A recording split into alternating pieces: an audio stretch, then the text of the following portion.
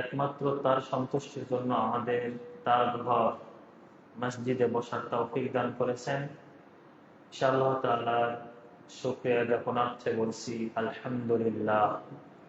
আল্লাহ তাআলা আমাদের এই শুকর, এই হামদকে তার সন্তুষ্টির জন্য কবুল করুন, আল্লাহুম্মা আমিন।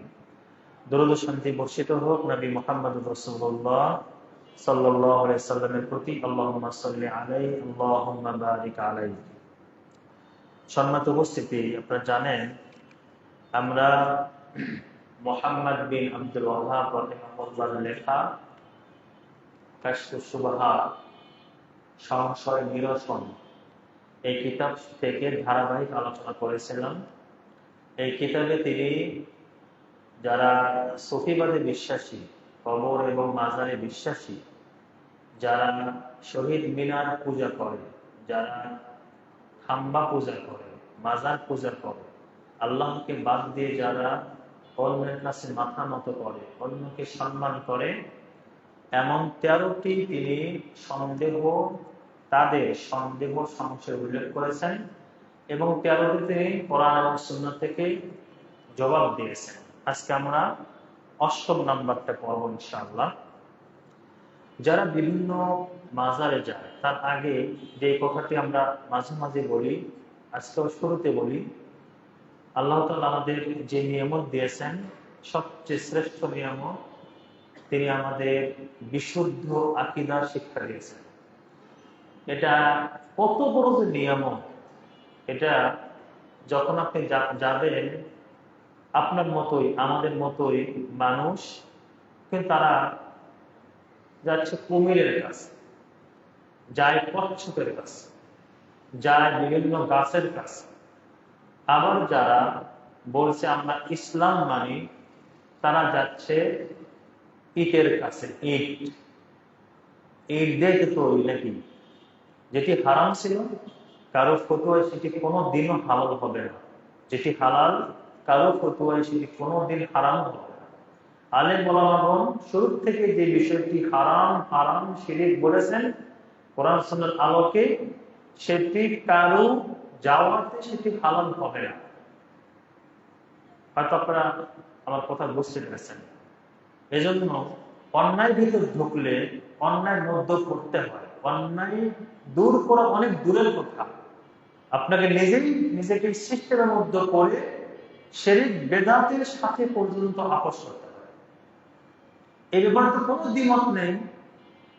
দ্বিমত নেই, মানে কোন আলেমরা এই ব্যাপারে, দুইজন আলেম দুই রকম কথা বলেন নাই যে শহীদ মিনারে যাওয়া বা স্মৃতিসৌধে যাওয়া, ফুল এটা যে হারাম, দুনিয়ার সব আলেমরা বলেছে, আলেমরা কেউ যায় না, আলেমরা কোনো আলেমই যায় না। কি আপনার আহলুল হাদিস কি আরো যারা আছে, কেউ যায় না, কারণ সবার নিকট এটি হারাম। তো আপনার যাওয়াতে এটি কোনোদিন হালাল হবে না, বরং আপনি বা যারা গিয়েছেন তাদেরকে আমরা বলছি, আপনার স্মরণ রাখবেন নবী মুহাম্মদুর রাসূলুল্লাহ সাল্লাল্লাহু আলাইহি সাল্লামকে প্রস্তাব দেওয়া হয়েছিল যে আপনাকে আমরা মক্কার বাদশা বানিয়ে দিই। আল্লাহ রাসূল নিয়েছিলেন, জানেন না আপনারা? এই দায়িত্বকে নিয়েছিলেন। বলা হয়েছিল আপনাকে মক্কার সবচেয়ে সুন্দরী নারী দেওয়া হবে, নিয়েছিলেন। আপনাকে আরবের সবচেয়ে শ্রেষ্ঠ ধনীতে পরিণত করা হবে, নিয়েছিলেন। সবের সুযোগ ছিল, ভাতা পাইতো, আরো সরকারি বা বেসরকারি, কওমি, গোত্র, আরবের অনেক সুযোগ সুবিধা ছিল। তো দেশের প্রধানমন্ত্রী বানিয়ে দিবে, তার সে আর কি। নিয়েছিলেন, কেন নেন নাই? কারণ তিনি জানেন ওই সিস্টেমে ঢুকলে আমি বেরোতে পারবো না। নবী মুহাম্মদুর রাসূলুল্লাহ সাল্লাল্লাহু আলাইহি ওয়াসাল্লাম বলেছিলেন, যদিও এই বর্ণনায় কিছুটা কথা হয়েছে, তোমরা যদি আমার ডান হাতে সূর্য বাম হাতে চন্দ্র দাও, তবু আমি সত্য প্রচার থেকে বিমুখ হব না। এই জন্য আমি আল্লাহকে সাক্ষী রেখে বলছি, আল্লাহ যত নিয়ামত আমাদের দিয়েছেন, শ্রেষ্ঠ নিয়ামত দিয়েছেন। আল্লাহ আমাদেরকে আকীদা, বিশুদ্ধ আকীদা তথা জান্নাতের সোজা পথে রেখেছেন। এটা যে কত বড় নিয়ামত, যারা নিয়ামত পায় না বা পেয়েও দুনিয়ার জন্য হারিয়ে ফেলেছে, তারা আজকে এখন বুঝবে না, পরবর্তী ঠিকই বুঝবে। আজকে যেই পথ আপনি খুলে দিলেন, 20 বছর পরে এসে 20 বছর পরে এসে মানুষটা বলবে এটা যদি জায়েজ না হতো উনি কি এমনি করতেন? এমনি করেছেন, জায়েজ বিধান তো করেছেন। যেইভাবে আজকে বলছে যে ইমাম আবু হানিফা রাহিমাহুল্লাহ তিনি কি কম বোঝেন? জাহান্নামে তিনি গেলে আমরাও যাব। শুনেছেন এই বক্তব্য? বলছে ইমাম আবু হানিফা যদি জাহান্নামে যায় আমিও জাহান্নামে যাব। তিনি কি কম বুঝেছেন? এই কথাই 20 বছর পরে বলবে। আজকে যারা গিয়েছে সেখানে তারা কি কম বোঝে? তাদের ভিতরে আলেম ছিল না? একই কথা বলবে। এবং দুনিয়াতে এসেই সেই শিরিকটা অতিরঞ্জিত করার মাধ্যমে আমরা আল্লাহ তাআলার আরেকবার শুকরিয়া জ্ঞাপন করছি যে আল্লাহ এতগুলো দল থেকে হেফাজত করে আকীদাগত। এবং আমি ক্লাসে এই কথাটি বলি যে মানুষকে আমরা পার্থক্য করবো কি দিয়ে? কি দিয়ে বলেন তো? আকীদা দিয়ে। আকীদা দিয়ে। যার আকীদা ভালো আছে, হতে পারেন তিনি গরিব, হতে পারেন তিনি আরো কিছু মজুর, আরো কিছু হতে পারেন তিনি আমার জানের ভাই, তিনি আমার আত্মা, তিনি আমার কলিজা। যার আকীদা ঠিক নাই, হতে পারে বিরাট যুদ্ধ করেছে, আর অনেক কিছু পাগড়ি মাথায় দিচ্ছে, আরো অনেক কিছু, তার সাথে আমার অন্তরে মিল থাকতে পারে না, কারণ তিনি আকীদাই ভ্রষ্ট। এজন্য মানুষকে পার্থক্য করবো আমরা কি দিয়ে? আকীদা দিয়ে। হতে পারে তিনি বড় বুজুর্গ, হতে পারে তিনি দাদা, হতে পারে তিনি কামিল পীর, আর অনেক কিছু। আকীদা ভ্রষ্ট হলে তার সাথে আমরা মিল হতে পারে না। অষ্টম যে সন্দেহ মুশরিকদের বা যারা মাজারে যায়, এবং তার আগে আপনাদেরকে বলি বাংলাদেশের যারা সুফিবাদে বিশ্বাস, যেরকম মিরপুরে একটা আছে শাহালি, গোলাপ শাহ আছে, এরপর আমাদের এখানে একটা ছিল, ঠিক না? যারা পুরাতন মানুষ তারা জানেন আমাদের মসজিদের সাথে একটা ছিল।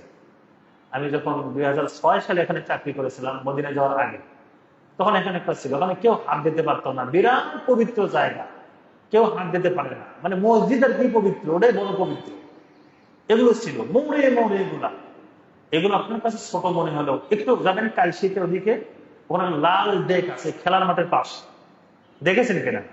খেলার মাঠের পাশে লাল ডেক, এগুলো লাল ডেক না, এক একটা শয়তানের কারখানা। হাজার হাজার মানুষ এগুলোতে মনে করে কিছু দিলে বরকত হবে। শুনেছেন পাগলা মসজিদ কোন জায়গায়? কিশোরগঞ্জ না? মসজিদ, তারপরে দোয়া নিষেধ। কেন আমরা বলি? কারণ মানুষের এই বিশ্বাস এই মসজিদটা হয়েছে পাগলার নামে, পাগলার ভিতর না জানি কি আছে। তার মানে তো এটি হয়েছে, কিছুদিন আগে আমাদের হয়েছে ল্যাংটা বাবার, যেটা হলো আর কি ওরস। মানে মানুষের বিবেক কি এত পরিমাণ পচে গিয়েছে, লেখে গিয়েছে ন্যাংটা বাবা, কিছু থাকে আর ন্যাংটা বাবা ওখানে ওরস হচ্ছে। সে তারাও মানুষ, তারাও মানুষ। এই জন্য আল্লাহ তাআলা আমাদের যা দিয়েছেন, শ্রেষ্ঠ জিনিস দিয়েছেন, আমরা আলহামদুলিল্লাহ কোরআন এবং সুন্নাহর যে আকীদা, সেই আকীদা বিশ্বাস করি।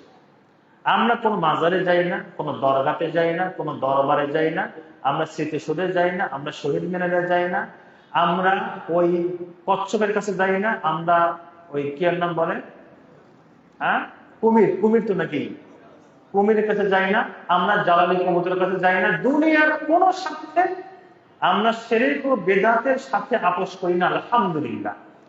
এটি মনে হয় যে সবচেয়ে শ্রেষ্ঠ নিয়ামত। আপনি বুঝতে পারছেন কিনা আমি জানি না। শেখ মোহাম্মদ বিন আব্দুল ওয়াহাব রাহিমাহুল্লাহ তিনি যখন দাওয়াতি কাজ করেন, তো একজন এসে বলছে, শেখ জানেন? তিনি শেখ বলছেন, তোমরা কি জানো অমুক লোক তার আপন খালার সাথে জেনা করেছে?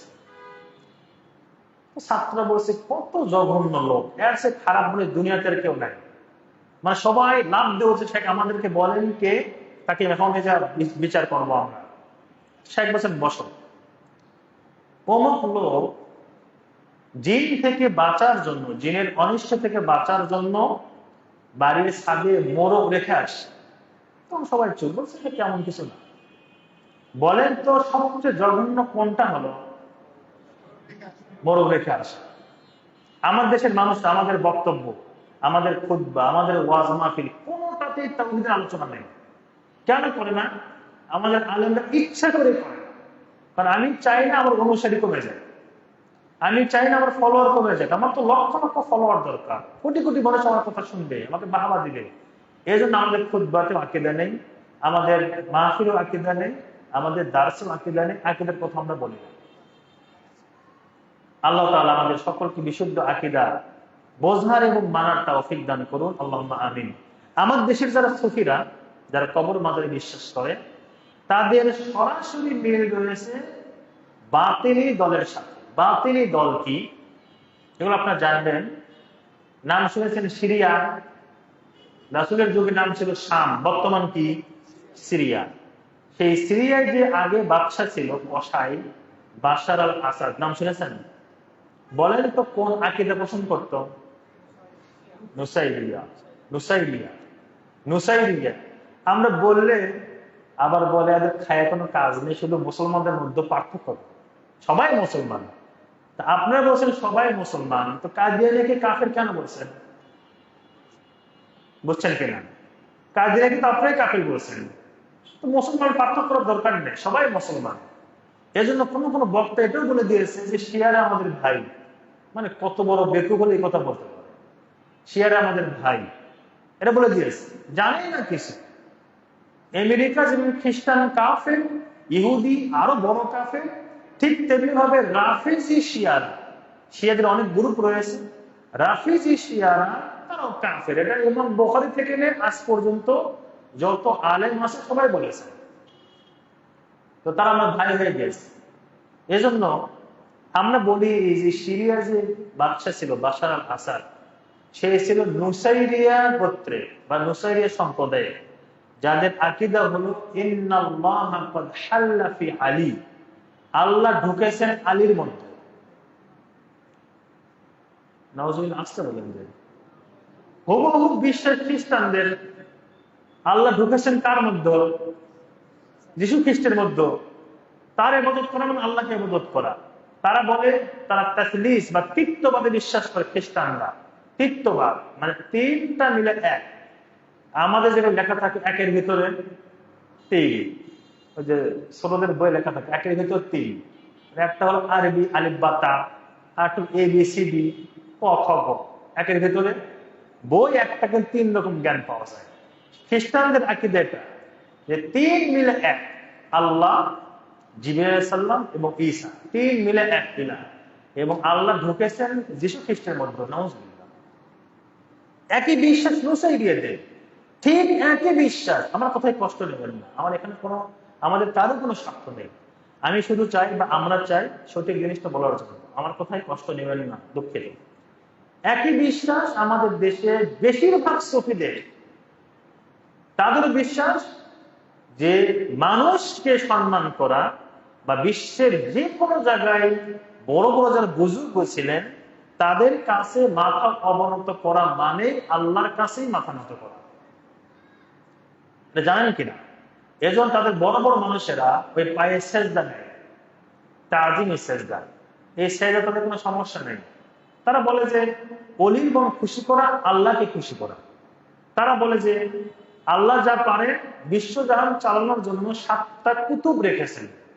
নাম শুনেছেন? গাউস কুতুব। মহাখালী একটা আছে গাউসুল আজম, হ্যাঁ আছে না? গাউসুল আজম মসজিদ, নাম শোনেন নাই? গাউসুল আজম মসজিদ, ব্র্যাকেটে লেখা আছে আব্দুল কাদের জেলানি। গাউসুল আজম আব্দুল কাদের জেলানি মসজিদ। আমার কথা কি, আমাদের কথা হলো আপনার দ্বারা পাপ হবে, আপনি ফেরেশতা নন, হতে পারে পাপ, কিন্তু পাপ হলে কি করবেন? তওবা করবেন। কিন্তু আপনার পাপের মধ্যে শিরক থাকবেই না, আপনার পাপের মধ্যে কোনদিন শিরক থাকতে পারে না, এবং আপনার পাপের মধ্যে বেদাত থাকবে। আপনার অন্য অনেক পাপ হবে, হতে পারে, প্রত্যেক মানুষই পাপী, সবচেয়ে শ্রেষ্ঠ পাপী যারা তওবা করে। কিন্তু আপনার পাপের মধ্যে কোন শিরকের গুনাহ থাকবে না, কারণ যেই গুনাহ আল্লাহ ক্ষমা করবেন না ওয়াদা করেছেন। আর আমাদের দেশের মানুষেরা উঠে পড়ে লেগেছে কিভাবে কত শিরক করা যায়, অথবা শিরকের পথগুলো খোলা যায়। না হলে এই অবস্থা কেন? এই অবস্থা কেন? আপনাকে কে যেতে বলেছে ওখানে? যদি এইরকম হয় যে সেখানে না গেলে আমার চেয়ার থাকবে না, আমার পথ থাকবে না, আল্লাহর জন্য আপনার পথ ছেড়ে দেওয়া উত্তম। যে কাজ নাকি মুহাম্মদুর রাসূলুল্লাহ সাল্লাল্লাহু আলাইহি ওয়াসাল্লাম করেছেন, তারপরেও দুনিয়াবি কোন কোনো স্বার্থে শিরকের সাথে বেদাতের সাথে আপোষ করা সম্পূর্ণ হারাম। যেটা আজকে আমি আমার লাইভ ছিল দেশ টিভিতে কথা বলা খুব কঠিন, কারণ প্রডিউসার অনেক সময় থাকে হিন্দু, বুঝতে পেরেছেন? ইসলামী অনুষ্ঠান প্রডিউসার কি হিন্দি, মূর্তির বিরুদ্ধে কথা বললে বড় বড় চোখ করে, হ্যাঁ, ওদের গায়ে লাগে প্রথম। তো আলহামদুলিল্লাহ এখন আলোচনা চলছে, বিভিন্ন টিভিতে শায়েখরা আসছেন, কথা বলছেন, আলোচনা চলছে যে এই সুফিদের থেকে বিশেষ করে শিরক এবং বেদাতের সাথে একজন মুসলিমের কোনো আপোষ হবে না, কোনো আপোষ হবে না। শিরক করলে আপনি চিরস্থায়ী জাহান্নামী, আর বেদাত করলে আপনি নবী মুহাম্মদ রাসূলুল্লাহ সাল্লাল্লাহু আলাইহি ওয়াসাল্লামের হাতে হাউজে কাউসারের পানি পাবেন না। এই দুইটা গুনাহ আপনার জীবনে থাকবে না, এটি ওয়াদা করবেন আজকে। শিরকের গুনাহ আর বেদাতের গুনাহ আমার জীবনে থাকবে না। আল্লাহ আমাদের শিরক এবং বেদাত মুক্ত জীবন যাপন করার তৌফিক দান করুন, আল্লাহুম্মা আমিন। এবং তাওহীদ নিয়ে অনেক সাহাবী আমল করার সুযোগ পায় না, কিন্তু কি ছিল? তাওহীদ ছিল। এবং এক ব্যক্তি সহিহ বুখারীর হাদিস, তিনি বলছেন আমি যদি মারা যাই, ছেলেদেরকে বলছেন আল্লাহ শপথ, আমি মারা গেলে যেই কথা বলবো সেই কাজ করবো তো তোমরা? বলছেন হ্যাঁ, আপনি আব্বা, করবো না কেন? বলছে আমি মারা গেলে আমাকে পুরাবা, পুড়িয়ে পিষে যে ছাইটা হবে, সেই ছাইটা উত্তপ্ত গরমের দিনে যখন প্রবল বাতাস হবে তুমি সাগরে ভেসে দিবে। তো ভেসে সবকিছু করেছে, আল্লাহ তাকে কোন বলে তুলেছে, কোন ওঠার পর বলছে, আল্লাহ বলছে কি ব্যাপার, এই কাজ করেছে কেন? বলছে যে মাখাফাতান মিন, আল্লাহ আমার ঈমান ঠিক ছিল, আমার কোনো ভালো কাজ নাই, আমি জানি আপনার হাতে ধরা পড়লে আমার বিচার হবে, আপনার ভয়ে এই কাজ করেছে। আল্লাহ বলেন জেনে রাখো আমি তোমাকে সম্পূর্ণভাবে ক্ষমা করে দিলাম। কি ছিল? তাওহীদ ছিল, শিরক ছিল না। এই জন্য এটা আমার বিনীত অনুরোধ থাকবে আপনাদের কাছে যে আপনার জীবনে শিরক থাকবে, এবং যারা মুশরিক শিরক করে তাদেরকে আপনি ওই চোখে দেখবেন, তাদের সম্মান করার কোনো প্রশ্নই আসে না। বেশ আমার দেশে যারা সুফিবাদের প্রচার করছে, যারা সুফিবাদের পক্ষে কথা বলছে, তারা হলো আপনার ওই বাতিনি সম্প্রদায় নুসাইরিয়া, বাতিনি সম্প্রদায় দুরুজ। এরা হচ্ছে এদের টাকা খায় আর আমাদেরকে বলে ইহুদিদের দালাল। চিন্তা করেন, এটা কোনো কথা? আমরা ইহুদিদের দালাল নাই, বরং ব্রিটেন বিভিন্ন এনজিওর মাধ্যমে, আরো কাফের দেশগুলো বিভিন্ন এনজিওর মাধ্যমে এই সুফিবাদকে তারা লালন করে এবং পালন করে, মুসলিমকে, ইসলামকে, মূল ইসলামকে, ইসলামী স্পিরিটকে নষ্ট করে দেওয়ার জন্য। তো তাদের একটি যুক্তি হলো যে আমরা তো মাজার পূজা করি না, আমরা তো কোনো মৃত্যু মানুষকে সেজদা করি না, আমরা বিশ্বাস করি আল্লাহ এক, আল্লাহর সাথে কোনো শরীক নেই, কিন্তু আল্লাহর কাছে সরাসরি পৌঁছা যায় না, তাই আমরা মাধ্যম ধরি। সুন্দর কথা বলেছে না, যে উকিল ছাড়া কি হওয়া যায় না, মানে কার কাছে পৌঁছা যায় না? জজের কাছে, তাই না? এই জন্য আমরা উকিল ধরি। যেমন আমাদের দেশেও আছে, নিজের বাপ বেঁচে আছে, ধরছে উকিল বাপ, আসলে বিবাসনী কাজ করে। কত রকমের মাথা মোটা, চিন্তা করেন। বাপ আছে, উকিল বাপের কি দরকার? এটা এই ইসলাম আমার কে শেখালো? তো তারা বলছে আমরা উকিল ধরি, আল্লাহর কাছে ডাইরেক্ট পৌঁছা যায় না, উকিল ধরি। আপনাদের সময় খুব কাছে, শেষের দিকে আমি তিনটা কথা বলে শেষ করছি। একটি হলো ওসিলা শব্দ। কি শব্দ? যতগুলো পীরের মুরিদ আছে, সেটা পাঁচকুলে বলেন, বরিশাল বলেন, আরো অন্য জায়গায় বলেন, এদের মুরিদদের বড় একটা অংশের বিশ্বাস যে কারো না কারো মুরিদ হতে হবে, তাহলে পীর সাহেবই আমাকে পুলিশিরাত কি করবে? পার করে দিবে। অনেকে আবার দুনিয়াতে জান্নাতের টিকিটও বিক্রি করে। মনে রাখবেন, ওসিলা ইসলামে জায়েজ, ওসিলা ইসলামে জায়েজ। আল্লাহ তাআলা বলেছেন ইয়া আইয়ুহাল্লাযীনা আমানুত্তাকুল্লাহ ওয়াবতাগু ইলাইহিল ওসিলা, হে ঈমানদারগণ আল্লাহকে ভয় করো আর আল্লাহর কাছে পৌঁছার জন্য ওসিলা ধরো। কার কথা? আল্লাহর কথা। এখানে তো গন্ডগোল হয়ে গেছে। এই ওসিলা আমি সংক্ষেপে বলছি, ইসলাম তিনটি ওসিলাকে সমর্থন করে। কয়টি? দার্সে খাতা কলম নিয়ে আসতে হবে। বেশ করে আমাদের ছাত্র মাসাল্লাহ বেশ কিছু বসছে, এটা আমাদের জন্য ভালো, আলহামদুলিল্লাহ। তো প্রথম হলো যে আপনি ওসিলা ধরবেন কার কাছে? আল্লাহর কাছে, আল্লাহর নাম দিয়ে। এটা অত্যন্ত কার্যকর। পরীক্ষিত একটা আমল। ওয়ালিল্লাহিল আসমাউল হুসনা ফাদউহু বিহা। আল্লাহ বলেছেন যে আল্লাহ রয়েছে সুন্দর সুন্দর নাম, এই সুন্দর নাম দিয়ে তোমরা আল্লাহকে ডাকো। আপনার দরকার রিজিক, তখন কি বলবেন? ইয়া রাজ্জাক, হে রিজিক দাতা। আপনার দরকার ক্ষমা, কি বলবেন? ইয়া গফুর, ইয়া গফফার। আপনার দয়া দরকার, ইয়া রহিম, ইয়া রহমান, ইয়া রহমান রহিম। এইভাবে যদি দোয়া করেন, আপনার দোয়া কবুল হবে। নবী মুহাম্মদ রাসূলুল্লাহ সাল্লাল্লাহু আলাইহি সাল্লাম মসজিদে নববীতে বসে আছেন, এক সাহাবা এসে ইসমে আজম দিয়ে দোয়া করলো। আল্লাহ রাসূল বললেন, এই সাহাবী যে দোয়া করছে, লাকাদ সাআলাল্লাহু বিইসমিল আ'যাম আল্লাযী ইযা সুইলা বিহি আ'তা। এই ইসমে আজম দিয়ে যদি কেউ দোয়া করে, আল্লাহ তাকে তা প্রদান করেন। আর এই ইসমে আজম দিয়ে যদি কেউ আল্লাহর কাছে কিছু চায়, আল্লাহ তাআলা তা সরাসরি তাকে প্রদান করেন। ইসমে আজম, ইসমে আজম নাম শোনেন নাই? ইসমে আজম বিক্রি করে, বিভিন্ন বাসে লেখা থাকে মা তান্ত্রিক কালিমা। একটা দেখলাম যে অসাধ্য সাধন করা হয়, তারপরে ধনী করে দেওয়া হয়। তো মা নিজেই ধনী হতে পারে না, অ্যাড দিয়েছে এখানে এসে ধনী হয়, মনের আশা পূর্ণ হয়, অনেক কিছু হয়। তো নিজের মনের আশাটাই করতো যে আমার একটু দরকার নাই, আমি বাংলাদেশে সব ধনী হয়ে যাবো। এগুলো সব কিছু মানুষ ফোনও দেয়। তো প্রথম ওসিলা হলো কিসের মাধ্যমে ওসিলা করা?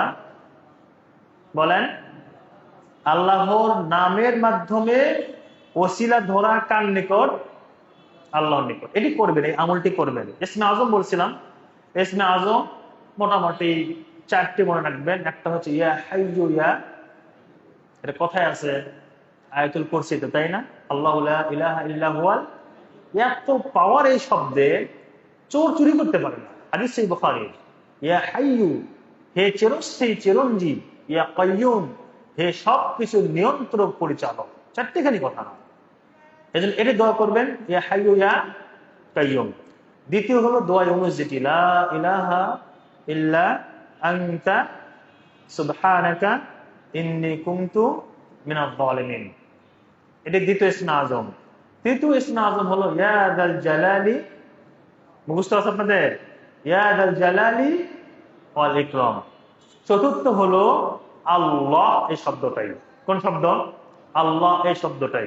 আরো কেউ কেউ আরো বেশি বলেছেন। এই 4টি মুখস্থ করবেন, এই দা দোয়া করলে আল্লাহ তাআলা দোয়া কবুল করেন। তাহলে প্রথম ওসিলা কি বলেছি? আল্লাহর নামের ওসিলা করা। কার নিকট? আল্লাহরই নিকট। দ্বিতীয় ওসিলা হলো নিজের ভালো আমলের ওসিলা ধরা। নিজের ভালো আমলের, এখানে আমরা বসেছি কেন? তবারক আছে, তবারক। হ্যাঁ, তবারক নেই, কিচ্ছু নেই, কেন বসেছি? আল্লাহর জন্যই বসেছি। আল্লাহ আমাদের বসাকে কবুল করুন, এবং এর ওসিলায় আল্লাহ আমাদের দুনিয়া এবং আখিরাতে কল্যাণ দান করুন। আল্লাহুম্মা আমিন। এই ওসিলা করবেন যখন বিপদে পড়বেন, এই ওসিলা করবেন। এটাও হাদিস সহিহ বুখারী আছে, আপনারা জানেন। 3 জন ব্যক্তির ঘটনা। কোথায় গিয়েছিল? গুহাতে গিয়েছিল। 3 জন আটকা পড়েছিল গুহাতে। 3 জনই দোয়া করেছিল কি দিয়া? নিজের নেক আমল দিয়ে, এবং 3 জনের দোয়া আল্লাহ কবুল করেছিলেন। তাহলে দ্বিতীয় নম্বর ওসিলা কি? নিজের ভালো আমলের ওসিলা ধরা। তৃতীয় ওসিলা হলো, এখানেই আমাদের অন্যদের সাথে ওরা বুঝতে ভুল করে। তৃতীয় ওসিলা হলো, একটু ভালো করে শুনবেন এটি। তৃতীয় ওসিলা হলো জীবিত, কি বলেছি?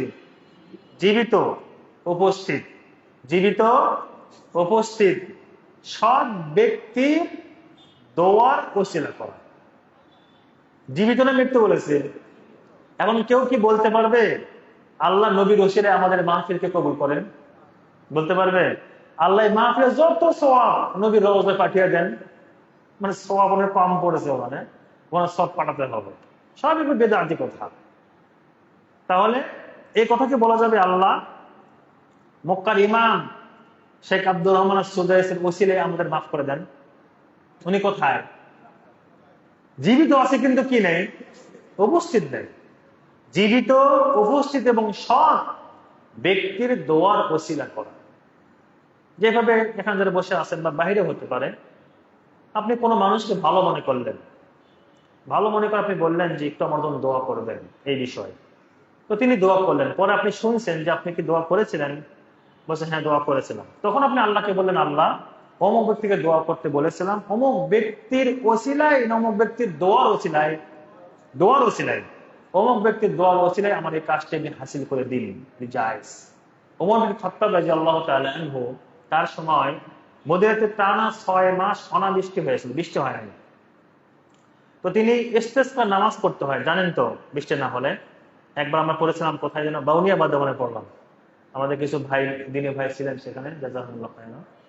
তো নামাজ পড়তে গেলেন মাঠে গিয়ে বলেছেন, হে আল্লাহ, নবী যখন আমাদের মাঝে জীবিত ছিল, নবীর দোয়ার ওসিলা করে আপনার কাছে চাইতাম আপনি বৃষ্টি দিতেন। এখন নবী আমাদের মাঝে নাই। নবী কোথায়? মানে মদিনাতে আছে না নাই? কোথায়? কবরে। বুঝিয়েন, নবী আমাদের মাঝে নাই, নবীর চাচা আছে। তখন তিনি বললেন, কুম ইয়া আব্বাস ফাদউল্লাহ লানা, হে আব্বাস, আপনি দাঁড়িয়ে বৃষ্টির জন্য আল্লাহর কাছে দোয়া করুন।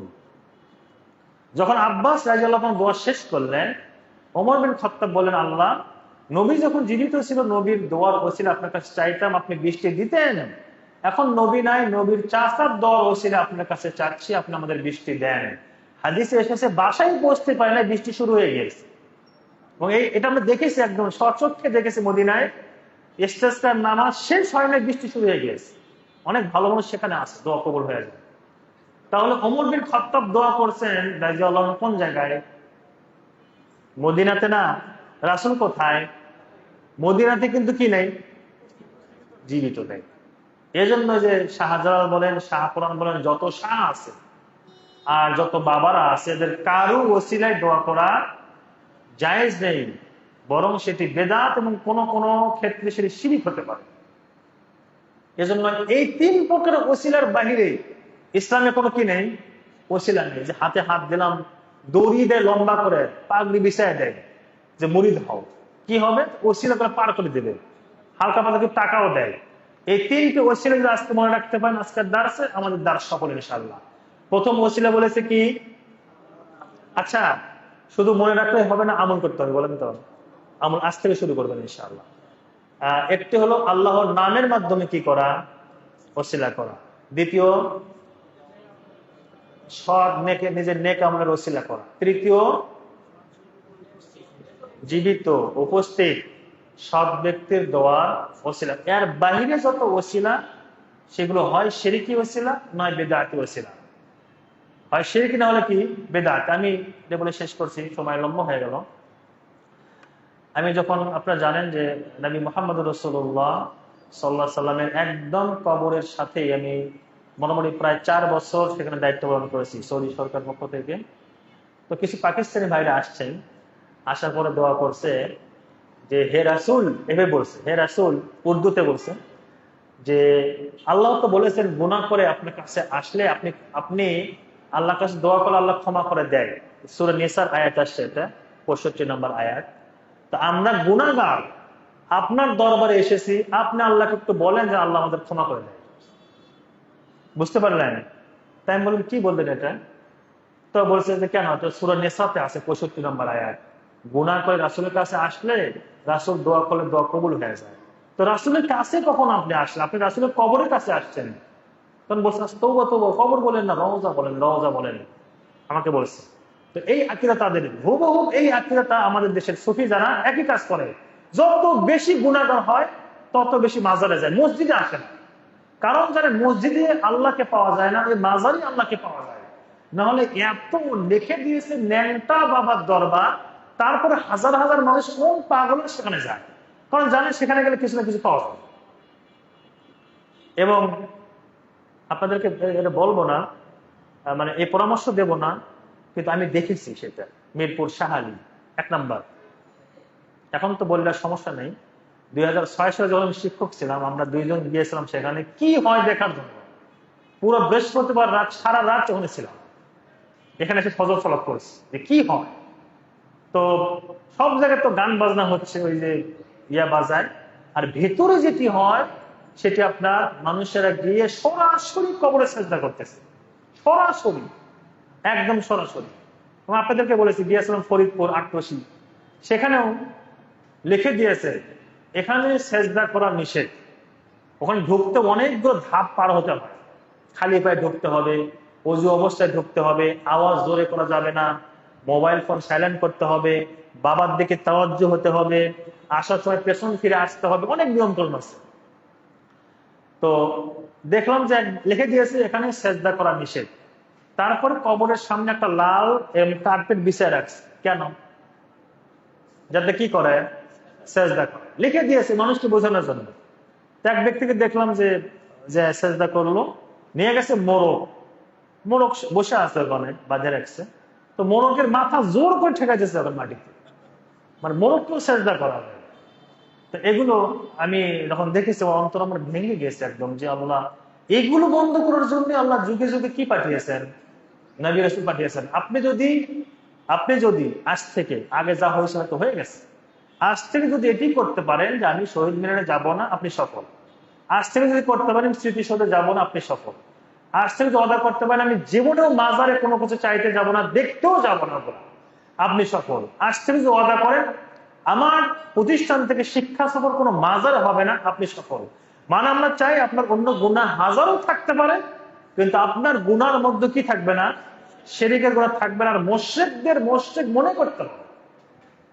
যেখানে ইব্রাহিম আলাইহিস সালাম তার বাবাকে তিনি সম্পর্ক সেট করেছেন ঈমানের জন্য, নবী মুহাম্মদ রাসূলুল্লাহ সাল্লাল্লাহু আলাইহি সাল্লামকে অনুমতি দেওয়া হয় না তার মায়ের জন্য দোয়া করতে। জানেন তো, এটি কবর জিয়ারতের অনুমতি দেওয়া হয়েছে যে আপনার মা, আল্লাহ বলেছেন দেখেন, কিন্তু আপনার মায়ের জন্য কোনো দোয়া করা যাবে না। অনুমতি দেন নাই। কেন? ঈমানের প্রশ্ন, শিরকের প্রশ্ন। ঈমানের প্রশ্ন কিসের? শিরকের প্রশ্ন। ইব্রাহিম আলাইহিস সালাম তার বাপ থেকে তিনি সম্পর্ক সেট ঘোষণা করেছেন। তো মুশরিকদেরকে মুশরিক মনে করতে হবে, তাদের সাথে অন্তরের সম্পর্ক রাখা যাবে না। কারণ হচ্ছে তারা আল্লাহর দ্বীনকে নষ্ট করছে, পিওর ইসলাম ধর্মকে ধ্বংস করে দিচ্ছে। এজন্য এদেরকে ওই চোখে দেখতে হবে যারা মুশরিক, এরা শিরককারী, এদের সাথে আমাদের অন্তরের সম্পর্ক থাকবে না। আল্লাহ আমাদের সকলকেই তাওহীদের উপরে জীবন যাপন করার এবং তাওহীদ নিয়ে কবর যাওয়ার তৌফিক দান করুন। আল্লাহুম্মা আমিন। আপনারা অনেকে উপস্থিত হয়েছেন, আল্লাহ তাআলা মাশাআল্লাহ অনেকে এসেছেন। আল্লাহ সকলকেই দুনিয়া এবং আখিরাতে উত্তম বিনিময় দান করুন। আল্লাহুম্মা আমিন। আমরা আগামী দার্স থেকে ইনশাআল্লাহ 9 নম্বর পয়েন্ট থেকে শুরু করবো ইনশাআল্লাহ। আর 3টি আছে, 9, 10, 5টি আছে, 5টি। এই 5টি হলে ইনশাআল্লাহ আমাদের এই বইটি শেষ হয়ে যাবে ইনশাআল্লাহ তাআলা। যারা এসেছেন আল্লাহ তাআলা আপনাদের রিজিকে, আপনাদের হায়াতে আল্লাহ বরকত দান করুন। আল্লাহ তাআলা আপনাদের মনের নেক আশাগুলো পূর্ণ করুন। আল্লাহ তাআলা আমাদের সকলকে নবী মুহাম্মদ রাসূলুল্লাহ সাল্লাল্লাহু আলাইহি ওয়াসাল্লামের হাত থেকে হাউজে কাউসারের পানি পান করার তৌফিক দান করুন। আল্লাহুম্মা আমিন।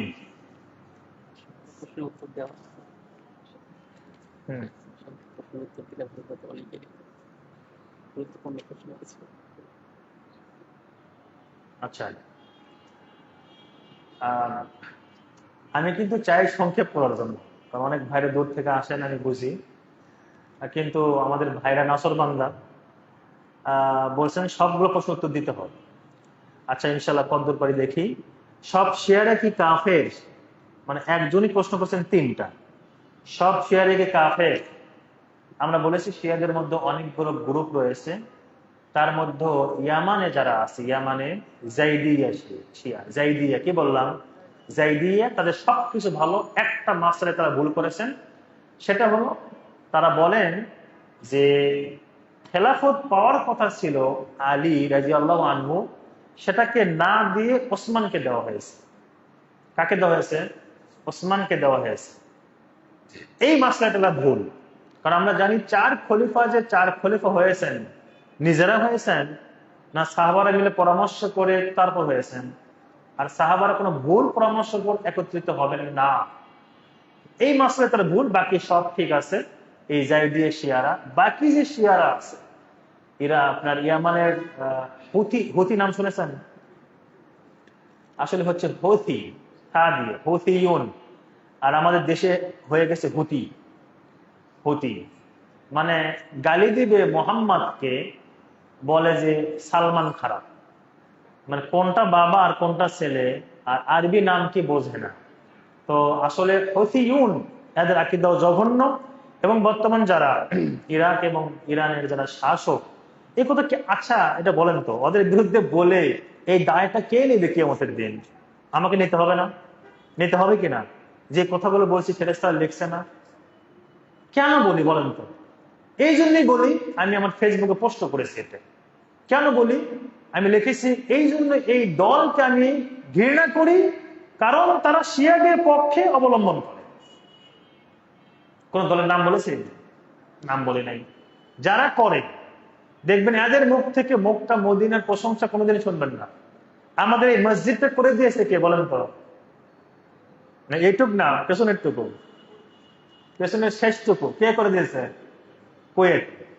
একটা নিরীহ দেশ বলা চলে আর কি। এরকম হাজারো কাজ তারা করে। সৌদি আরবের অনেক অবদান আছে, কুয়েতের অনেক অবদান আছে ইসলামী সালাফি আকিদা, বিশুদ্ধ আকিদা প্রচার। আমাদের এক ভাই সৌদি আরব ছিলেন, কোথায় যেন আমাদের ভাই, হ্যাঁ, দেখে এসেছেন আলহামদুলিল্লাহ, যে সেখানে কোনো শিরকের কোনো গন্ধ নেই, বেদান্তের কোনো গন্ধ নেই। আর আমাদের দেশে দেখবেন যে তাদের যত দুর্নাম আছে প্রশংসা করে কার? আচ্ছা, আপনাদের দার্সে বলেছে মানুষকে আমরা পার্থক্য করব কি দিয়ে বলেন তো? যারা খুতবা বলেছে তো, যারা সাহাবাদেরকে বলে কাফের, 13 জন সাহাবি বাদ দিয়ে সকল সাহাবাকে কাফের বলে, এবং বলে যে ফেরাও, এটা মনে করছেন আমি বানিয়ে বানিয়ে বলেছি, তাদের বই পড়বেন, আল কাফি, তাদের ইমামের লেখা, কুলাইনির লেখা, বলেছে যে বিশ্বের শুরু থেকে শেষ পর্যন্ত যত কাফের আসছে ফেরাউন সহ, সবচেয়ে বড় কাফের হচ্ছে আবু বকর এবং ওমর। তাদের বক্তব্য এবং তাদের কালেমা যে লা ইলাহা ইল্লাল্লাহ, আল্লাহ ছাড়া কোনো মাবুদ নেই, সত্য কোনো মাবুদ নেই, ওয়া আন্না মুহাম্মাদান রাসূলুল্লাহ, ঠিক আছে, ওয়া আন্না আলিয়ান ওলিউল্লাহ, আলী হচ্ছে আল্লাহর ওলি, ঠিক আছে। এরপর কি? ওয়া আন্না আবা বকরিন ওয়া ওমর ফিন নার, আবু বকর এবং ওমর হলো জাহান্নামী। কালেমা কালেমা কালেমা। গায়রিল মাগদুবি আলাইহিম কারা বলেন তো? ইহুদিরা না? ওয়ালা দাল্লিন কারা? খ্রিস্টান, নাসারারা। প্রত্যেক নামাজের প্রত্যেক ডাকাতিয়াদের বিরুদ্ধে আমরা বদদোয়া করি, খ্রিস্টান ইহুদি। তাদের তাফসিরে শিয়ারা লিখেছে গায়রুল মাগদুবি আলাইহিম আবু বকর এবং আবু বকরের অনুসারীরা, ওয়ালা দাল্লিন ওমর এবং ওমরের অনুসারীরা। দেখবেন তাদের বই। এজন্য, এবং তারা আমাদের আয়েশাকে কি জঘন্য কথা বলে আপনারা জানেন, আর সাহাবাদেরকে কাফের মনে করে, সিরিয়াকে নষ্ট করেছে, ইরাক নষ্ট করেছে, লেবানন নষ্ট করেছে, ইয়ামান নষ্ট করেছে, যেখানে তারা গিয়েছে ধ্বংস করেছে, শিয়া প্রতিষ্ঠা করেছে। এবং কোন সালাফি, তারা, আমার একটা ক্লাস ফ্রেন্ড আছে, এখনো মদিনায় রয়েছে। আমি ওই যে দেশকেও আমার দেশে প্রশংসা করা হয়, ইমানতে ইসলাম, নাম শুনেছেন? নাম শোনেন নাই? ইমানতে ইসলাম লেখে। আচ্ছা, আমার ক্লাসমেট, আমি আমার নিজের কথা বলছি, আমার ক্লাসমেট শরীফুল্লাহ মুসাফির, আমরা একসাথে মাস্টার্স এবং এমফিল করেছি আকিদাতে। সে এখন পর্যন্ত মদিনায়, দেশে আসতে পারছে না। সৌদি সরকার তার আকামার মেয়াদ প্রতি বছর ফিরি বাড়ায় দিচ্ছে। কেন? দেশে গেলে তাকে কি করা হবে? জবাই করা হবে। কত সালাফি আলেমকেরা কি করেছে? কিভাবে জবাই করে বেশিরভাগগুলো হত্যা করেছে। সেখানে আকীদার দার্স বন্ধ, সেখানে সালাফি মাদ্রাসাগুলো, আহলুল হাদিস মাদ্রাসাগুলো বন্ধ করে দিয়েছে, কিতাবুত তাওহীদ বন্ধ করে দিয়েছে। তো আপনি তো তাদের প্রশংসা করেন। এজন্য ইরানের যে শিয়ারা, তারা, তাদেরকে মুসলিম বলার কোনো সুযোগ নেই। এটা আমার কথা না, ইমাম বুখারী থেকে শুরু করে ইবনে তাইমিয়া পর্যন্ত বলেছে তাদেরকে মুসলিম বলার কোনো সুযোগ নেই। এবং কোন মুসলিম, আবার বলছি, কোন মুসলিম তাদের পক্ষে কথা বলতে পারে না, কথা বলতেই পারে না কোন মুসলিম। কারণ আমাদের ইমাম যারা আছে, ইমাম বুখারী থেকে শুরু করে ইবনে তাইমিয়া আরো পরে, এরা সবাই সতর্ক করে দিয়েছে। এমনকি শিয়াদের ইমাম, তাদের প্রথম ইমামের নাম কি? তাদের ইমাম কয়জন বলেন তো? 12 জন। প্রথম ইমাম আলী রাদিয়াল্লাহু আনহু, সাহাবী আলী বিন আবি তালিব। তার সময়, হাদিস সহিহ বুখারী, তার সময় শিয়ারা বলল যে সাহাবী আলী, আপনাকে তো সাহাবী লাগে না। বলছে কি লাগে আমার? বলছে পুরো আপনি আল্লাহর একটা ফটোকপি। হাদিস সহিহ বুখারী, আপনাকে বানিয়ে বলছি না। তিনি বলে কি এরা? তখন তিনি আদেশ করলেন সবগুলোকে জমা করে একসাথে। কিভাবে মারা হয়েছিল? আগুনে পুড়িয়ে দিয়েছিল। আগুনে পুড়িয়ে আলী বিন আবি তালেব তাদেরকে কাফের মনে করে মুরতাদ মনে করে আগুনে পুড়িয়ে তাদেরকে মেরেছে। যদিও ইবনে আব্বাস রাদিয়াল্লাহু আনহু তিনি বলেছেন যে আগুনে না পুড়িয়ে এমনি মারলেই ভালো হতো। কারণ কি, আগুনে যখন পুড়িয়ে মেরেছে তখন কিছু শিয়ারা, সব শিয়া না, রাফেজি শিয়া, এরা কিছু কিছু পালিয়ে গিয়েছিল। তখন তারা বলছে যে আগে আপনি আল্লাহ না আল্লাহ না, এটা সন্দেহ ছিল। এখন যেহেতু আগুনে মারছেন, আপনি আল্লাহ। কারণ হচ্ছে আগুন দিয়ে শাস্তি দেয় একমাত্র কে? আগুনের রব। আগুনের রব আগুন থেকে শাস্তি দেয় না, আপনি আল্লাহ। তো সাহাবী তাদেরকে কাফের বলছে, আমাদের বলার কি আছে এখানে? এজন্য তাদের পক্ষে অবস্থান নেবেন না, কারণ কাফেরদেরকে কাফের মনে করতে হবে। শেষ জামানায় শিয়াদের কি অবস্থা হবে? তারা কি দাজ্জালের অনুসারী হবে? হাদিসে আসছে, ইস্পাহান কোথায়? ইরানে। ইরানের ইস্পাহান থেকে ৭০,০০০ ইহুদি দাজ্জালের কি হবে? সঙ্গী হবে। এবং এটা আপনাদের অনেকবার আমি বলি, সহিহ বুখারীর হাদিস, যত ফিতনা আসবে কোত্থেকে? হাদিসে কি শব্দ আসছে বলেন তো? পূর্ব দিক থেকে। এবং হাদিসের বর্ণনাকারী সাহাবী তিনি বলছেন, এই কথা বলে আল্লাহ রাসূল সাল্লাল্লাহু আলাইহি ওয়াসাল্লাম ইরাকের দিকে ইশারা করেছে। ইরাক, তখন তার ইরান ছিল না, তখন পারস্য ছিল। তো ইরান এগুলো হচ্ছে আপনার ফিতনার জায়গা। এবং ওই যে হোসেন হত্যা করা সহ যত ফিতনা, সব ফিতনা এই জায়গা হচ্ছে এই ইরাক এবং ইরান এগুলা। এবং এটা দেখবেন, আমি যখন প্রথম সৌদি আরবে গেলাম, তো বাহরাইন আমাদের ইয়ে ছিল, আপনার বিমানের ট্রানজিট ছিল। তো মসজিদে নামাজ পড়তে গিয়েছি বাহরাইনে।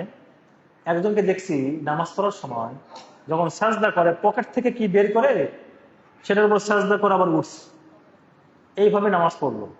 তো আমি তখন বয়স তো অনেক কম, ইমানের খুব জোর ছিল আমার। আমি বড় ভাইদেরকে বলছি, এই কাজ করলো কেন? ও নামাজ পড়ে ওকে আমি ধরবো, এই কাজ কেন করলো? তো আমাকে বলছে, না না কিছু বলিও না, কোনো সমস্যা হয়তো আছে এই সেই। পরে আমি বুঝতে পেরেছি এরা কারবালার মাটি ছাড়া কোনো জায়গায় কি করে না, সাজদা করে না।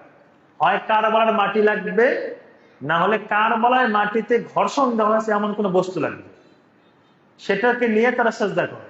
এবং তারা মনে করে মক্কা মদিনা বাইতুল মুকাদ্দাসের চেয়েও কারবালার মাটি পবিত্র। এবং ওমর বিন, এগুলো বলতে গেলে তো অনেক লম্বা সময় লাগবে। ওমর বিন খাত্তাব রাদিয়াল্লাহু আনহু হত্যা করেছে কে? অগ্নি পূজক আবু লুলু। তার মাজার কোথায়? মাজার ইরানে। নাম দিয়েছে কি জানেন? বাবা সুজা, মানে বাবা বীর বাহাদুর। আপনি কতই না ভালো কাজ করছেন ওমরকে হত্যা করে। কেন? কারণ পারস্যকে, বর্তমান ইরানকে বিজয় করেছিলেন কে? সাদ ওমর বিন খাত্তাব, সাদ বিন আবি ওয়াক্কাসকে পাঠিয়ে। ওই তাদের রাগ, অনেক কারণ আছে। তো শেষ জামানায় আমরা এটি হাদিস থেকে বলতে পারি, ইস্পাহানের ইরানের ৭০,০০০ ইহুদিরাই দাজ্জালের সঙ্গী হবে। তৃতীয় প্রশ্ন করেছেন, ভালো কাজের ওসিলা করে দোয়া করা যাবে কিনা? এটা আমরা বলেছি, তাই না? ভালো করে ওসিলা করে দোয়া করবেন।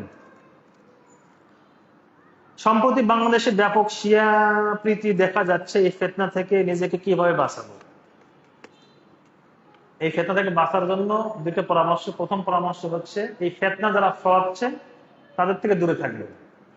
তাদের থেকে দূরে থাকবে। যারা এদের পক্ষে মিছিল করছে, আবার কোন কোন বেকুব জানাজাও করছে, গায়েবার জানাজা, জানেন কিনা? কেন বলছি? তাদের সাথে আমাদের ব্যক্তিগত কোনো দ্বন্দ্ব নেই, আকীদার জন্যই বলছি। ওই জানাজা শুধু জানাজা না, এটা একটা ভুল মেসেজ দিয়েছে পুরো বাংলাদেশে, যে বিরাট একটা কিছু শেখ যার জন্য বাংলাদেশে জানাজা হচ্ছে। আচ্ছা, কিছুদিন আগে মারা গিয়েছে আরাফায়, যিনি ৩০ বছরের অধিক ইমামতি করেছেন আরাফার মাঠে। কে? শেখ আব্দুল আজিজ আল শেখ, অন্ধ, ৩০ বছরের অধিক আরাফার মাঠে তিনি ইমামতি করেছেন। পরে অন্ধ হয়ে গিয়েছিলেন। তার গায়ে বা জানাজা আপনি করেছেন? ওটাই তো বোঝা যায় আপনি কোন পক্ষে। এজন্য তাদের থেকে, যারা এদের পক্ষে বলে, তাদের থেকে দূরে থাকবেন এবং শিয়াদের সম্পর্কে পড়াশোনা করার চেষ্টা করবেন। পড়াশোনা করলে আপনার কাছে স্পষ্ট হয়ে যাবে ইনশাআল্লাহ। শিয়াদের মধ্যে কি এমন কোন দল আছে যারা আহলুস সুন্নাহ ওয়াল জামাতের কাছাকাছি? জাইদিয়া আছে, তারা কাছাকাছি, যাদেরকে আমরা মুশরিক বলি না। শিয়াদের তাকিয়া নীতি কি? এটা দরকার আমার। শিয়াদের তাকিয়া নীতি কি? শিয়াদের তাকিয়া নীতির নাম শুনেছেন? যেরকম আসলে এগুলো অনেক লম্বা সময়ের বিষয়। নাম শুনেছেন মুতাজিলা? শোনেন নাই? যারা বলে কবর আযাব মিথ্যা, কেন? কবর খুললে তো মানুষ দেখা যায়, আযাব কখন হয়েছে? গলায় দড়িতে মারা গিয়েছে, লাশ দাফন হয়ে গিয়েছে, কোর্ট থেকে রায় হয়েছে পোস্টমর্টেম করতে হবে, 2 দিন পরে গিয়েছে লাশ তুলে দেখে ওইভাবেই আছে। তো ফেরেশতা সে পিটাইছে কোন সময়? কিছু তো নেই। অতএব কবর আযাব মিথ্যা, ওদের কথা। এরপর পুলসিরা, চুলের চেয়েও কি হবে? চিকন, তরবারের চেয়েও ধারালো। হাদিসে আসছে, অস্বীকার করার কোনো সুযোগ নেই। তারা বলছে এগুলো একটা পাগলের প্রভাব। কারণ গ্রামে যেগুলো সাঁকো আছে, বাঁশের সাঁকো, বাঁশ, 2টা বাঁশের উপর হাঁটতে গেলে 3বার উল্টে পড়ে যায়, আবার ওঠে, আবার পড়ে যায়। তো চুলের চেয়েও চিকন হাঁটবে কেমনে, দৌড়াবে কেমনে? হাদিস হলো মিথ্যা কথা, মুতাজিলাদের কথা। তারা 5টা উসুলে বিশ্বাস করে, মুতাজিলারা। ঠিক তেমনি, অন্য বিষয় সময় লাগবে, ঠিক তেমনি ভাবে শিয়ারা 2টা উসুল তাদের কাছে প্রধান। একটা হলো ইমামিয়া, মানে তারা 12 ইমামে বিশ্বাস করে এবং তারা বলে আমাদের ইমামরা মাসুম, গুনাহমুক্ত, নবীদের চেয়েও মাসুম, এবং কিয়ামতের দিন বিচার করবে আমাদের ইমাম, আল্লাহ তাদেরকে দায়িত্ব দিবেন। এই একটা নীতি। আর দ্বিতীয় হলো তাকিয়া নীতি বা তাকিয়া নীতি। তাকিয়া হলো কি? সেটি হলো যেটাকে আমরা আমাদের ভাষায় বলতে পারি মোনাফিকি বা নেফাকি, মানে ওপরে একটি ভেতরে অন্যটি। ওপরে আপনার সকাল সন্ধ্যা ইসরায়েলকে দুনিয়া থেকে নাই করে দেয়, বিকালে আমেরিকাকে নাই করে দেয়, সকালে ইসরায়েল নাই, থাকবে না দুনিয়াতে। হ্যাঁ, এখন দেখা যায় তাদের সাথে ঠিকই তাদের ফ্লাইট চলে, সবকিছু চলে। এখন যেটা চলতেছে এটাকে আপনার মনে হয় ধর্মীয় যুদ্ধ? আপনার কাছে মনে হয় ধর্মীয় যুদ্ধ? ধর্মীয় যুদ্ধ না, ক্ষমতার যুদ্ধ, ভিন্ন বিষয়। তকিয়া নীতি হলো ওপরে একরকম, ভেতরে কি ভিন্ন রকম পোষণ করা। আমাদের ক্লাসে এক শাইখ ছিলেন, বাড়ি মিশরে, এটা বলে শেষ করছি আমি। বাড়ি মিশর। তো ক্লাসে একদিন বলছে যে বাংলাদেশে কেউ আছে? আমি বললাম হ্যাঁ আমি তো আছি, হাত তুললাম। আরো কয়েকজন ছিল। তো উনি একটু আমাকে তুচ্ছ তাচ্ছিল্য বলতে বলছে তোমাদের দেশে গিয়েছিলাম আমি, চট্টগ্রাম, ওই যে ইসলামিক ইন্টারন্যাশনাল একটা মনে হয় ভার্সিটি আছে, হ্যাঁ তাই না, ওখানে অনেক দেশের টিচাররা চাকরি করে। তো ওখানে গিয়েছিলাম। তো একটু অন্যভাবেই বললেন, দেখছি যে তোমাদের অনেক মানুষের মুখ দিয়ে রক্ত পড়ে। তাই মানে সাহেব মুখ দিয়ে কিভাবে রক্ত পড়ে? বলছে পান খায়। আমরা তো জানি মেয়েদের একটা সমস্যা হয় মাসে, আর তোমাদের কিছু কিছু পুরুষের প্রতিদিনই সমস্যা। অন্য অন্যভাবে বললেন আর কি। তো আমি লজ্জায় পেয়ে গেলাম, অনেকটা লজ্জায় লাগে। তো শেখ বলছেন যে আমার পাশে একজন দাঁড়িয়ে নামাজ পড়লো, চট্টগ্রামের ঘটনা। নামাজ পড়ে আমি বসে সুন্নত পড়তেছি, তাকে আবার দেখলাম আমার নামাজ পড়তেছি, ওই নামাজটাই, জোহর বা আসর। তাকে আমি জিজ্ঞাসা করলাম কি নামাজটা একবার পড়লেন? তো ওই লোকটা শিয়া ছিল। বলছে নামাজ পড়েছি, যেহেতু এখানে জামাত হয়েছে নামাজ পড়েছি, কিন্তু এটা অন্তর থেকে মানে নেই, এটাই হতো কি আমি আমার নামাজ আমাদের মতো করে পড়েছি। বুঝলেন কিনা? তারা মুসলিমদের সাথে সব কাজ করবে, ওপর ওপরে সবকিছু করবে, কিন্তু ভেতরে ভেতরে তারা কি কাফেরদের সাথে তাদের যোগ সাজক। আপনার আপনারা যারা মুরব্বী, আমার অনেক প্রবীণ মানুষ আছেন, বসনিয়া চেচনিয়া নাম শুনেছেন? নষ্ট করেছে কারা? রাশিয়া। রাশিয়া, সোভিয়েত ইউনিয়ন যেটা ছিল, তাদের সাথে তাদের দহরম মহরম এবং মানে ধর্মীয়ভাবে সাহায্য নেয়। অতএব তুকিয়ে নিতে হচ্ছে, স্পষ্ট কথা আমরা যাদেরকে মোনাফিকে বলি, উপরে একটি ভেতরে কি তার ঠিক উল্টা। এটি তাদের কাছে ধর্মীয় নীতি, মূলনীতি। এটি পোষণ করা ছাড়া কেউ শিয়া হতে পারবে না। তাদের কাছে এটি হলো যে আপনার একজন খ্রিস্টানকে মারার চেয়ে 100 জন খ্রিস্টানকে মারার যে সওয়াব, একজন সালাফিকে মারার চেয়ে তার চেয়ে বেশি গুণ সওয়াব। তাদের আকীদা মুসলিম। এজন্য তাকে নীতি মনে রাখবেন যে সেটা আমাদের কাছে যেটা মুনাফিকের নীতি। সময় তো অনেক হয়ে গেল, এটা তো গন্ডগোল লাগানোর প্রশ্ন করছেন একটা। আসসালামু আলাইকুম। আচ্ছা, ওয়ালাইকুম আসসালাম রহমতুল্লাহ বারাকাতুহু। আমরা অনেক জায়গায় যাই না, ফুলও দেই না। ফুল মাঝে মাঝে বাসায় নিয়ে যাবেন অন্তত, কিন্তু যারা যায় তাদেরকে আমরা ভোট দিয়ে সমর্থন দেই রাষ্ট্রীয়ভাবে ইসলামী শাসন কায়েমের জন্য। কি বলবো এটা? স্লোগান তো এরকম ছিল যে মন্দের ভালো, এই স্লোগান ছিল না? আমার তখনই বুঝে আসে নাই, আমি আমাদের ভাইয়ের সাথে একটু শেয়ার করেছিলাম আসলে, তখনই বুঝে আসে যে মন্দের ভালো কেমনে হলো, মন্দের ভালো কেমনে হলো। আমি তাদের সাথে আমার ব্যক্তিগত কোনো বিরোধ নেই, কিন্তু আকীদার প্রশ্নে 20 বছর পরে আমি বলবো, আমার মতো মানুষরা বলবে ওরা কি কম বোঝে, এমনি গিয়েছে শহীদ মিনারে ফুল নিয়ে, এমনি গিয়েছে, আপনি কোত্থেকে আসছেন, এই কথাই বলবে। আমি আলোচনা করতে গেছি ভাষণ থেকে, আমাদের ভাষণ থেকে। তো আলোচনা শেষে আর্মির একজন বড় অফিসার ছিল, এসে বলছে, ওখান থেকে বলছে আমার প্রশ্ন আছে, বলেন। তো বলছে আপনি যে বললেন শিখা অনির্বাণ, কোথায় এটা? আর্মিদের ক্যান্টনমেন্টে, ওখানে ফুল দেওয়া হারাম। তো আর্মি ক্যান্টনমেন্টের মসজিদের ইমাম কি কম বোঝে? এই কথাটাই বলেছিল যে সরকারি ইমাম তিনি কি কম বোঝে? আপনি যেখানে হারাম বলছেন একই কথাই বলবে। 20 বছর পরে, 10 বছর পরে তারা কি কম বুঝেছিল? এমনি গিয়েছে, এগুলো জায়েজ। এই জন্য যারা কি নিয়তে দিয়েছেন জানি না, তবে মন্দের ভালো নয়, বরং আমি যেটা মনে করি আল্লাহ ভালো জানেন, সেটা হলো যে আপনিও এই গুনায় শরীক হবেন, এই গুনায় শরীক হবে, আল্লাহকে তওবা করবেন। এবং এগুলো তো আমরা বারবার নিষেধ করছি, বারবার নিষেধ করছি। ইসলাম যেগুলো চায় না সেখানে যাওয়ারই দরকার নেই। আপনাকে কে জোর করে যেতে বলছে যাই একজনকে আপনাকে ইয়ে করতে হবে, যেটা ইসলাম, গণতন্ত্র ইসলাম সাপোর্টই করে না। এজন্য তাদের যেগুলো করেছেন, মন্দের ভালো বলেছিলেন, সেটি বলবেন না, উচিত নয়। বরং যারা শিরকের সাথে জড়িত, শিরককে সাহায্য করে, তারা কিন্তু বড় গুনাহগার হবে।